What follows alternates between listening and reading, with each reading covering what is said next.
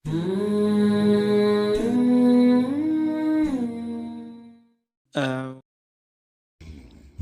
الله الرحمن الرحيم. ألف لام ميم. ذلك الكتاب لا ريب فيه هدى للمتقين الذين يؤمنون بالغيب ويقيمون الصلاة ومما رزقناهم ينفقون والذين يؤمنون بما أنزل إليك وما أنزل من قبلك وبالآخرة هم يوقنون أولئك على هدى من ربهم وأولئك هم المفلحون إن الذين كفروا سواء عليهم أأنذرتهم أم لم تنذرهم لا يؤمنون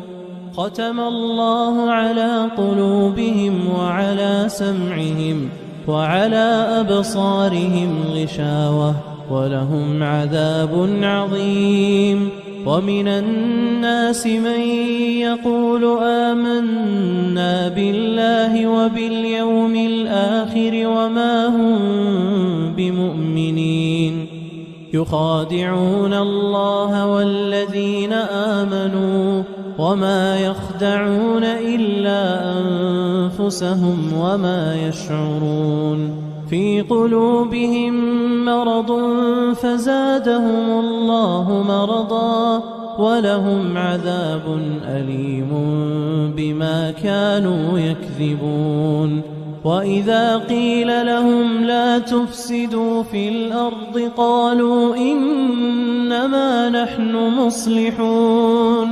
ألا إنهم هم المفسدون ولكن لا يشعرون وإذا قيل لهم آمنوا كما آمن الناس قالوا أنؤمن كما آمن السفهاء ألا إنهم هم السفهاء ولكن لا يعلمون وإذا لقوا الذين آمنوا قالوا آمنا وإذا خلوا إلى شياطينهم قالوا إنا معكم إنما نحن مستهزئون الله يستهزئ بهم ويمدهم في طغيانهم يعمهون أولئك الذين اشتروا الضلالة بالهدى فما ربحت تجارتهم وما كانوا مهتدين مثلهم كمثل الذي استوقد نارا فلما أضاءت ما حوله ذهب الله بنورهم وتركهم في ظلمات لا يبصرون صم بكم عمي فهم لا يرجعون أو كصيب من السماء فيه ظلمات ورعد وبرق يجعلون أصابعهم في آذانهم من الصواعق حذر الموت والله محيط